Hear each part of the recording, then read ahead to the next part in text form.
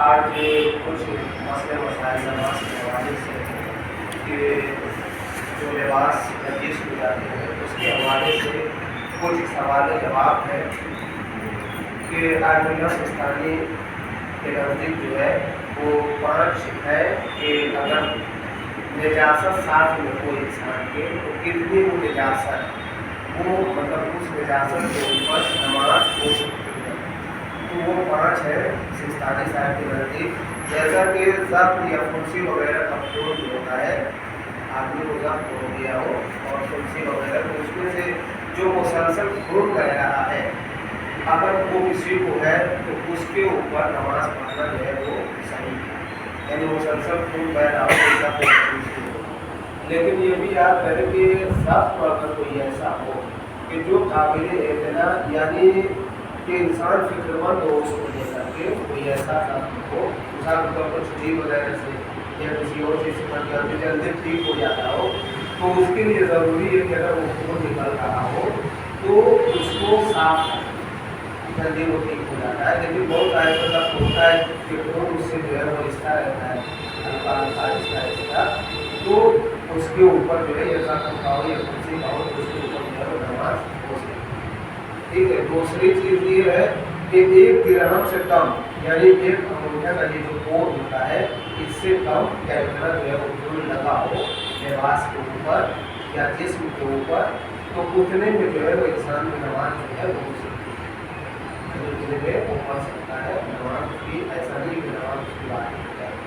تیسری چیز ہے کہ ایسا پہناوا جو انتہائی مختصر یعنی بہت چھوٹا ہو، یعنی حتیٰ کہ انسان اس کپڑے سے اپنی شرمگاہ کو بھی نہ چھپا سکتا، مثال کے طور پر آزاد بند ہو گیا یا کوئی رومال ہو گیا، اگر وہ نجیس ہے اور آپ نے اس کو اٹھا لیا، آپ کے پاس وہ رومال نجیس یا موبائل ہی ہے، یعنی جو اگر وہ نجیس وہ آپ کی جیب میں ہو تو ایسا نہیں ہے کہ نماز آپ کی نہیں ہوتی، نماز جو ہے وہ ہو جائے گی، یعنی جتنا معاف ہے کہ اگر موبائل ہو یا چھوٹا بہت پکڑا ہو تو آپ کے ساتھ ایسا نہیں کہ پورا لباس نجیس ہو تو آپ کی نماز اس سے نہیں ہوگی۔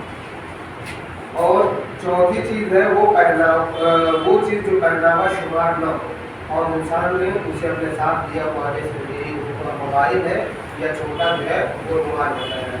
ایک تو حالت اضطرار ہو، یعنی حالت اضطرار مثلا کہ انسان جو ہے وہ اس کے لیے ممکن نہ ہو، مثال کے طور پر لباس میں پہننا وہ یہ نجیس ہے اور میرے لیے دوسرا لباس کا بندوبست کرنا یہ ممکن نہ ہو یا اس کو پاک کرنا بھی ممکن نہ ہو، تو ایسی صورت میں حالت اضطرار میں اسی نجس لباس کے اوپر جو ہے نماز ہو سکتی ہے۔ اچھا، دوسرا سوال یہ ہے کہ نماز میں نجاست سے معاف ہونے سے کیا مراد ہے؟ یعنی ابھی جو ہم نے یہ ذکر کیا کہ اتنے یہ 5 چیزیں ہیں کہ اتنی نجاست جو ہے وہ معاف ہے، نماز ہو سکتی ہے۔ اس کا مطلب یہ ہے کہ اگر یہ نجاست جو ابھی ہم نے بیان کیا ہے بدن یا کپڑے پر لگی ہو تو اسی طرح پڑھنا جو ہے وہ صحیح ہے، یعنی معاف ہونے کا مطلب کہ آپ کی نماز جو ہے وہ اس پر صحیح ہے۔ کیا ہر قسم کے زخم کا خون معاف ہے؟ ظاہر ہے کہ کوڑے اور پھنسی وغیرہ کا کیا ہر جو بھی زخم انسان کو لگا ہو کیا وہ ہر زخم کا خون معاف ہے؟ نہیں، بلکہ ضروری ہے کہ وہ زخم قابل اعتنا یعنی پرواہ کے قابل ہو اور وہ کچھ عرصے ثابت ہو اور مستقر رہے تو اس سے نکلنے والا خون معاف ہے، یعنی جو کنٹینیو نکل رہا ہو اور زیادہ دنوں میں ٹھیک ہو تو ایسی صورت میں وہ معاف ہے۔ لیکن جو زخم ہوتا ہے اکثر چھری سے کٹ گیا ہو، آپ خون بیٹھنے لگا اور آپ چاہیں تو اسی پہ نماز پڑھیں تو نہیں، کیونکہ وہ جلد ٹھیک ہو جاتا ہے اور اسے ضروری ہے کہ آپ نے صاف کر لیا، اس کے اوپر کچھ لگا لیں، اس کے بعد جو ہے وہ نماز پڑھیں۔ وہ زخم جو لمبے وقت تک چلتا ہے، چاہے وہ زخم ہو یا پورے ہو چکا ہو، کوئی اس کا ہو، اس کے اوپر جو ہے وہ صحیح ہے، ٹھیک ہے۔ زخم یا پھنسی وغیرہ کا خون جو ہے وہ کب تک معاف ہے؟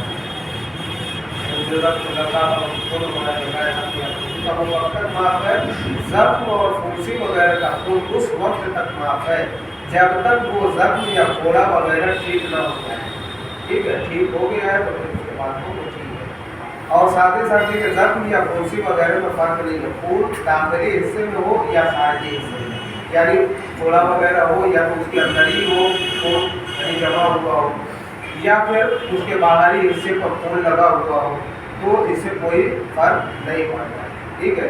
کیا زخم یا پھنسی وغیرہ کے خون کے معاف ہونے کے لیے ضروری ہے کہ اس کے پاک کرنے یا اس کپڑے کو تبدیل کرنے سے ایسی مشقت اٹھانی پڑے گی جس سے عام طور پر اٹھانا بہت زیادہ مشکل کام سمجھا جاتا ہے؟ تو یہ شرط نہیں ہے، ضروری نہیں ہے. لہٰذا اگر مشقت نہ بھی اٹھانی پڑے تب بھی یہ خون معاف ہے، اتنا بھی لگا ہوا ہے کپڑے کو. ٹھیک ہے. اچھا، جب شک ہو کہ فلاں خون زخم کا ہے یا پھنسی وغیرہ کا ہے تو اس کا کیا ہے؟ ظاہر ہے کہ زخم ہو، پھنسی ہو، لیکن شک ہو کہ یہ زخم کا خون ہے یا پھنسی کا خون ہے تو احتیاط لازم کی بنا پر ایسا خون جو ہے وہ معاف نہیں جب انسان کو شک ہے. ٹھیک ہے. اچھا، آیا لباس اور بدن پر لگا انگوٹھے کے پورے سے کم کیا ہر خون معاف ہے؟ یعنی جو اتنا انسان کے جسم کے اوپر لگا ہو یا لباس کے اوپر لگا ہو اس پورے کے برابر یا اس سے کم، تو کیا ہر خون معاف ہے؟ نہیں. جی ہاں، اپنا یا کسی کا خون جس کی مقدار ایک پورے سے کم ہو معاف ہے، یعنی اپنا ہو یا کسی اور کا خون ہو. لیکن جو خون حیض یا استحاضہ وغیرہ یا نفاس وغیرہ ہوتا ہے یہ پورے سے کم ہو تب بھی یہ معاف نہیں، یعنی جو دوسرے خون ہے وہ معاف ہے. اور اس کے علاوہ جیسے کتا سور، یعنی جو نجس العین جانور ہے ان کا ہو یا پھر جو ہے وہ آپ کے ساتھ لگ گیا ہو تو یہ معاف نہیں. یعنی نجس العین جانور کا جس کا گوشت کھانا حرام ہو اس کا اگر تھوڑے سے بھی کم ہو تب بھی وہ معاف نہیں. ٹھیک ہے. اگر خون کے چھوٹے چھوٹے چھینٹے مختلف جگہ پر ہو اور مل کر جو ہے ایک پورے سے کم بنے، یعنی اتنا بن جائے، تھوڑا تھوڑا تھوڑا تھوڑا ہو اور اتنا ایک پورے سے کم جو بن جائے یا ایک پورے بن جائے تو کیا یہ معاف ہے؟ اگر ایک پورے سے کم خون میں تھوڑی تو یہ ساری چیزیں جو ہے وہ معاف ہے. یعنی اگر چھینٹیں پڑی ہوئی ہو کئی جگہ کے اوپر اور وہ تھوڑے سے کم ہو تو وہ اتنا جو ہے وہ معاف ہے، چاہے یہ ایک ساتھ ہو اتنا یا الگ الگ جگہ یہ اتنا جو ہے وہ معاف ہے. اگر خون کی مقدار میں شک گزرے کہ انگوٹھے کے پورے سے زیادہ ہے یا کم ہے، یعنی اب اتنا ہے، اب خون ناپے کہ بھائی بالکل اتنا ہی آ رہا ہے یا اس سے کم آ رہا ہے. اگر شک ہو کہ بھائی اس سے کم ہے یا اس سے زیادہ ہے تو اس کا کیا ہوگا؟ ٹھیک ہے. اگر پہلے وہ زیادہ تھا اور اب شک ہو رہا ہو تو معاف نہیں ہو. یعنی پہلے وہ زیادہ تھا، آپ نے دیکھا زیادہ تھا، لیکن بعد میں شک ہو رہا کہ مطلب زیادہ یا کم ہے تو ایسی صورت میں معاف نہیں. لیکن ہاں پہلے اگر آپ کو معلوم تھا کہ یہ پورے سے کم ہے تو ایسی صورت میں بعد میں شک ہو رہا ہے کہ یہ کم ہے یا زیادہ ہے، پورا کنفیوز ہو گئے تو ایسی صورت میں وہ معاف. ٹھیک ہے. تیسری نجاست یعنی وہ پہناوا یعنی لباس اتنا مختصر ہو کہ شرمگاہ کو چھپانے کے لیے درکار کپڑے سے کم ہو، جیسے جراب، انگوٹھی اور چوڑیاں وغیرہ پر لگی نجاست کے معاف ہونے میں کوئی شرط ہے؟ یہ سوال ہے.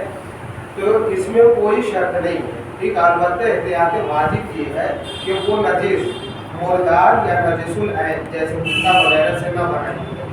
اس کے علاوہ اگر اس پر خون، پیشاب وغیرہ بھی لگا ہو تو کوئی حرج نہیں ہے. چوتھی چیز جس کی نجاست معاف ہے اس کی وضاحت کریں. وہ چیز جسے نمازی کا لباس شمار نہ کیا جائے بلکہ کہا جائے کہ اس نے فلاں چیز اٹھائی ہے، مثلاً چھوٹا رومال یا موبائل ہو، رکھ لیا، پتہ نہیں نجیس ہے کہ نہیں ہے، اور یا اسے پتہ بھی ہو کہ وہ نجیس ہے تب بھی اسے کوئی وہ نہیں ہے، وہ انسان کی نماز جو ہے وہ ہو جائے گی. اچھا، حالت اضطراری بیان میں اگر فی الحال انسان مجبور ہو لیکن نماز کا وقت ختم ہونے سے پہلے نجاست کو پاک کرنا ممکن ہو تو آیا انتظار کرنا ضروری ہے. یعنی اگر فی الحال انسان مجبور ہو لیکن نماز کا وقت ختم ہونے سے پہلے نجاست کو پاک کرنا ممکن ہو، انسان کو جانتا ہو کہ نجاست جو ہے وہ پاک کر لے گا اس کے بعد جو ہے وہ نماز پڑھ سکتا ہے، تو کیا ایسی صورت میں انتظار کرنا ضروری ہے؟ اگر وقت ختم ہونے سے پہلے پاک کیے جا سکنے کا اطمینان ہو تو ضروری ہے کہ تاخیر کرے. یعنی مطلب اگر وہ جانتا ہے کہ میں ابھی پاک کر سکتا ہوں تو اسے ضروری ہے کہ وہ انتظار کرے، ورنہ ضروری نہیں ہے. ٹھیک ہے. اچھا، دودھ پینے والے بچے، بعض دفعہ ایسا ہوتا ہے کہ مائیں جو ہوتی ہے وہ پلا رہی ہوتی ہے تو اکثر ایسا ہوتا ہے کہ بچے ہمیشہ پیشاب کیے ہوتے ہیں تو کیا اس کپڑے کے اوپر جو ہے وہ نماز پڑھ سکتی ہے؟ اگر اس کے پاس کوئی اور لباس نہ ہو جسے پہن کر نماز پڑھ سکتی ہو ठीक है। अगर कोई दूसरा लिबास न हो तो उसी नजीस लिबास को पाक करना या दूसरे लिबास का बंदोबस्त करना शदीद मशक्कत का बाइस हो तो उसी नजीस लिबास में जो है वो नमाज पढ़ सकते हैं।